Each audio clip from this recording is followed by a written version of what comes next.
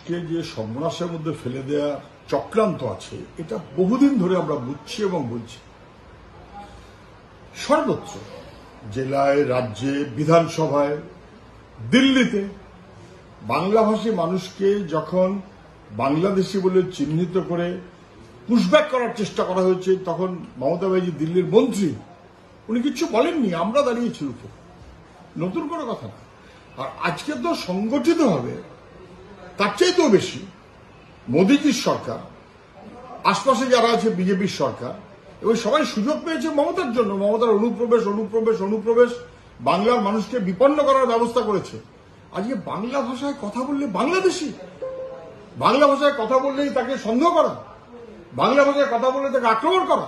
এবং কে বেশি আক্রান্ত হচ্ছে? যে গরিব সে আক্রান্ত হচ্ছে।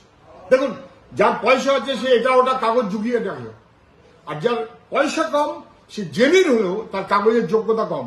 মানে কাগজের ভিত্তিতে মানুষকে হয়রান করা মানে গরিব মানুষকে হয়রান করা। এই আক্রমণটা বাংলা ভাষার মানুষ, পিছিয়ে পড়া মানুষ, গরিব মানুষ, তার বিরুদ্ধে দিল্লির এই চক্রান্ত, এবং এইটা ঠেকাতে হবে গোটা মানুষকে, বাংলা ভাষার মানুষ, গরিব মানুষ, দেশের মানুষ, গণতান্ত্রিক মানুষ।